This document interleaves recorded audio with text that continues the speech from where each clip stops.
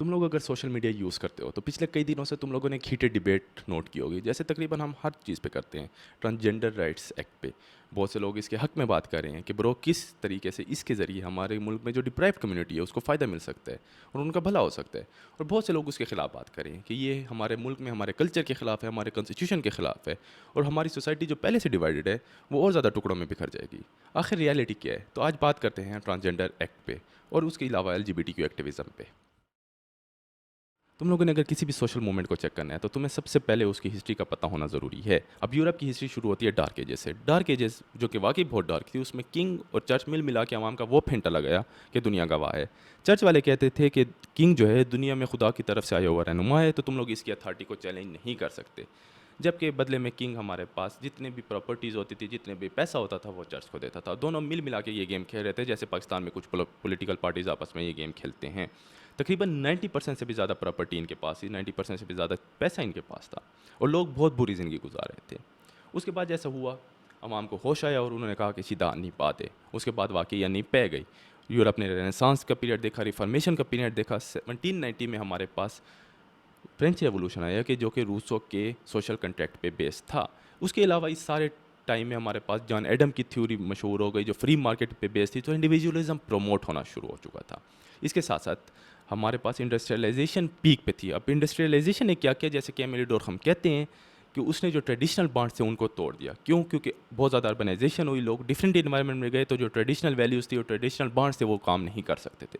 उसके साथ साथ इस सारे पीरियड में first wave of feminism start हो चुकी थी। अब फर्स्ट वेव ऑफ फेमिनिज्म हमारे पास वुमेन राइट्स के बारे में थी। वो कहते थे औरतों को वोटिंग के हक होना चाहिए, उनको रिप्रोडक्शन का हक होना चाहिए, उनको प्रॉपर्टी का हक होना चाहिए। 1970s तक जितना भी हमारे पास ट्रेडिशनल वैल्यूज़ थी, ट्रेडिशनल हमारे पास हेरिटेज था, वो हर चीज़ ख़त्म हो चुकी थी। एक और काम हुआ 1970s में कि सेकंड वेव ऑफ फेमिनिज्म अपने पीक पे थी। अब सेकंड वेव ऑफ फेमिनिज्म ज़्यादा रेडिकल आइडियाज़ पे बेस्ड थी। वो इवन कहते थे कि मर्द और औरत का जो रिश्ता है ये औरत की सब्जुकेशन का बाइस है, तो तुम लोगों को सबसे पहले ये फैमिली यूनिट ही तबाह करना है। तो इस सारी चीज़ों से क्या हुआ? इन सारी चीज़ों से यूरोप में हमारे पास और वेस्टर्न कंट्रीज़ में एक सेक्सुअल रेवोल्यूशन आया। हमारे पास होमोसेक्सुअलिटी शायद पहले भी होती हो, लेकिन for the very first time in history वो उन लोगों की आइडेंटिटी का पार्ट बनना शुरू हो गई। और उसके बाद हमारे पास एलजी कम्युनिटी प्रमोट हुई जो कि लेस्बियन और गेस थे। उसके बाद अभी ये लिस्ट LGBTQ+ पे है, मतलब lesbian, gays, bisexual, transgender, queer.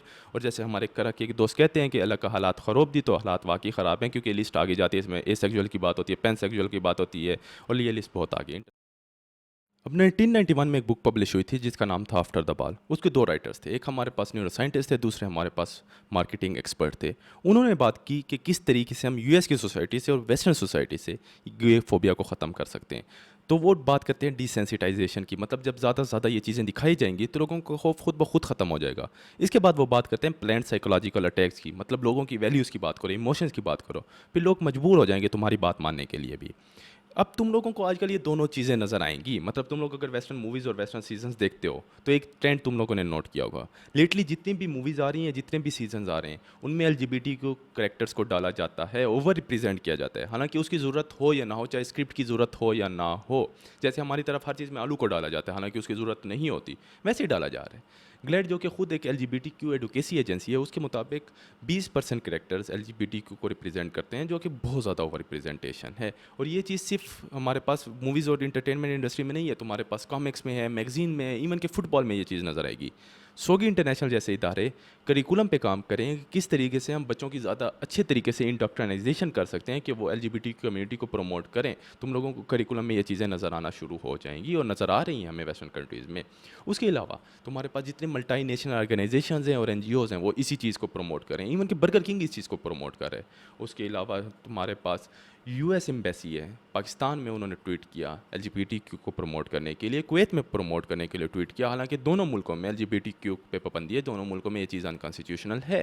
जो दूसरे नंबर पे ये बात करते हैं हाई मॉरल वैल्यूज़ की, साइकोलॉजिकल अटैक्स, तो ये ऐसी बातें करती हैं कि जो इंसान को अपील करती हैं। मतलब ये इक्वालिटी की बात करते हैं, ये फ्रीडम की बात करते हैं, जो इंसान को काफ़ी अच्छे लगती हैं। और जैसे कि एपेक ने कहा कि तुम लोग हमास के साथ हो जो लोगों को मारता है, दहशतगर्दी करता है और LGBT के खिलाफ है, या तुम लोग LGBT कम्युनिटी के साथ दोगे। मतलब तुम्हारे पास दो चॉइस है, या तुम दहशतगर्द का साथ दे रहे हो जो कि पता नहीं है या नहीं है, लेकिन या तुम लोग LGBT कम्युनिटी के हक में हो।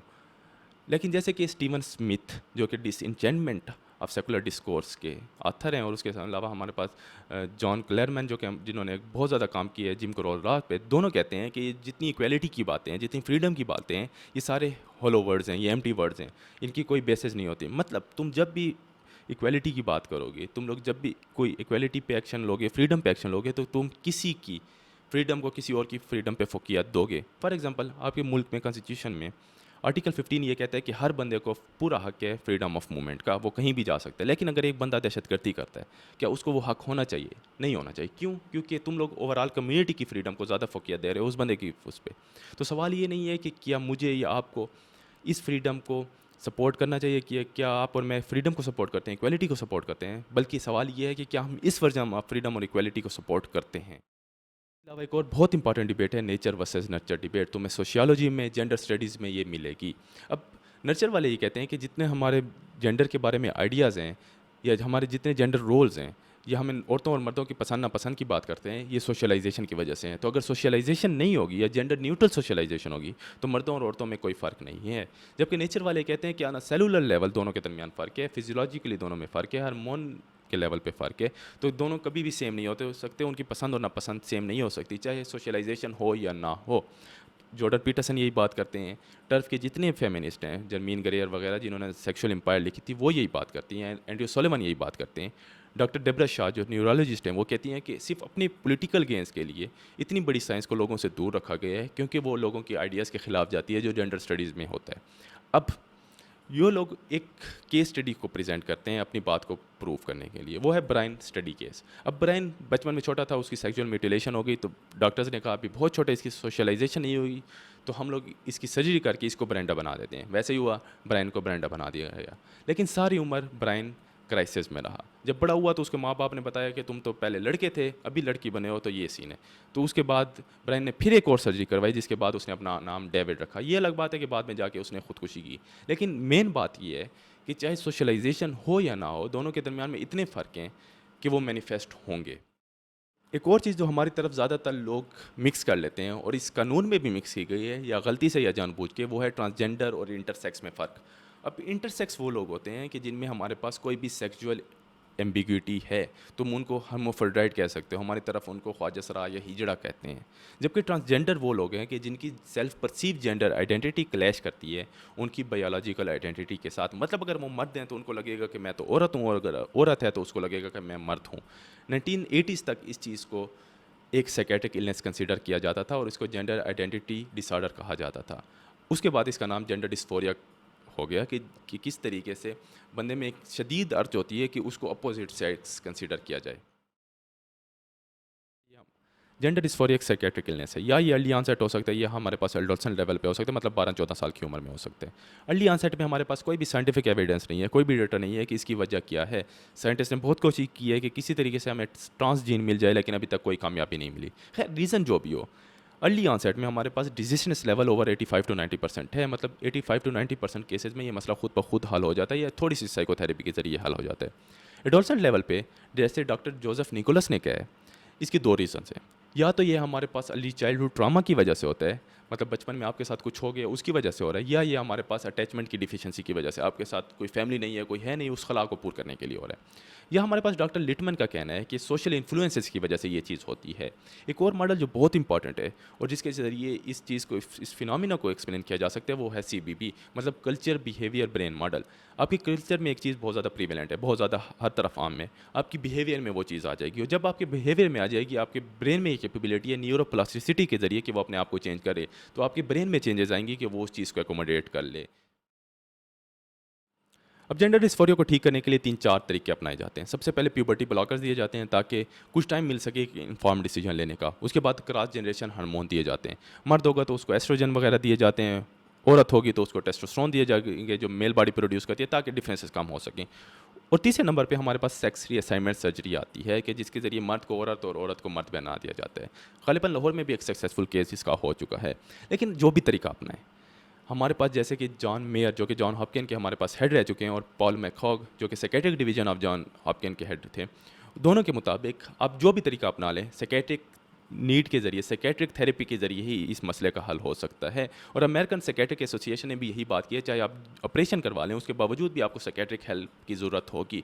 और हमारे पास कुछ रिसर्च है जो बताती है कि किस तरीके से ये सारी चीज़ों के बावजूद हमारे पास क्राइसिस कंट्रोल नहीं होती। फॉर एग्जांपल हमारे पास 2001 की एक रिसर्च है जिसमें बताया गया है कि तकरीबन 3500 बच्चों का जिन्होंने ऑपरेशन करवाया था, उनसे जब टेस्ट किया गया, उनको चेक किया गया, तो उसमें 55% ऐसे थे जो क्रॉनिकली डिप्रेस थे, जबकि 32% ने ऑलरेडी सुसाइड कमिट कर लिया था। उसके बाद हमारे पास 2011 की एक रिसर्च है, उसके मुताबिक 1900% ज़्यादा टाइम्स हैं कि वो बंदा खुदकुशी करेगा कि जिसने सेक्स रीअसाइनमेंट सर्जरी की है।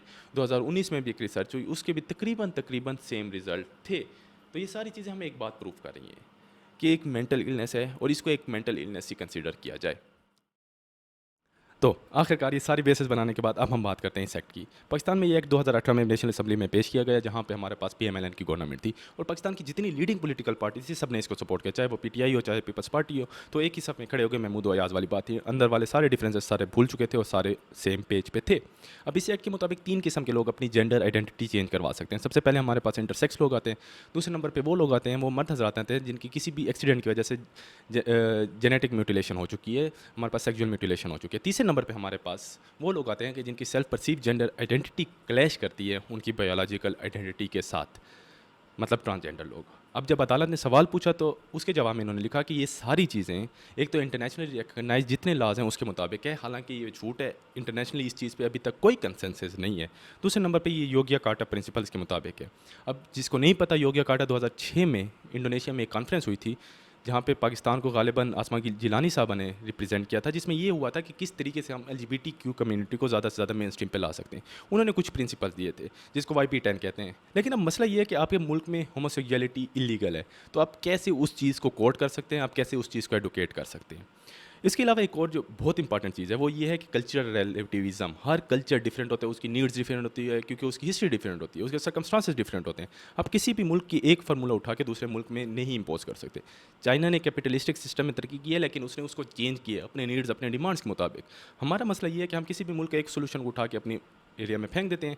अब फॉर एग्जाम्पल पाकिस्तान में सेक्स स्पेसिफिक स्पेसेस होती हैं, मतलब आप मोटरवे पे जा रही हैं तो औरतों के लिए अलग वाशरूम्स होंगे, मर्दों के लिए अलग होंगे। यूएस में इस टाइम एक्सट्रीम लॉबी हो रही है कि इस चीज़ को चेंज करके gender specific space, gender identification spaces होने चाहिए। मतलब जो बंदा जैसे आइडेंटिफाई करता है अपने आप को, उसके मुताबिक उसको स्पेस मिलनी चाहिए। क्या ये चीज़ पाकिस्तान में हो सकती है?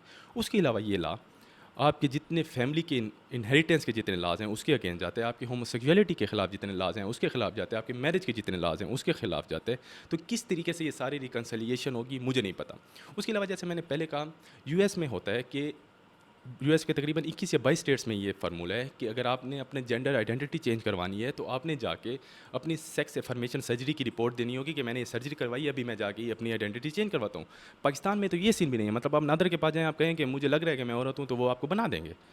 तो जैसे मैंने स्टार्ट में बात की थी कि रेजिस्टेंस लेवल ओवर 85 to 90% है, अगर कल्चरल इन्फ्लुएंसेस की वजह से ये अर्ली ऑनसेट है। तो अगर एक बंदे को ने अपना आइडेंटिटी चेंज करवा लिया लेकिन उसको लग रहा है कि मैं तो वापस ही सही था, तो क्या ये फिर से उसकी आइडेंटिटी चेंज करवाएंगे? किस तरीके से ये सारी चीज़ें रिकनसाइल होंगी, इनको नहीं पता, किसी को नहीं पता। इशू एंड पे वही आता है। बात ये नहीं है कि क्या इक्वालिटी होनी चाहिए, क्या फ्रीडम होनी चाहिए। इशू ये है कि क्या हम इस वर्जन ऑफ इक्वालिटी और फ्रीडम को मानते हैं। कम से कम मैं नहीं मानता। आपने अपना फैसला खुद करना होगा। मिलते हैं अगले एपिसोड में। खुश रहें।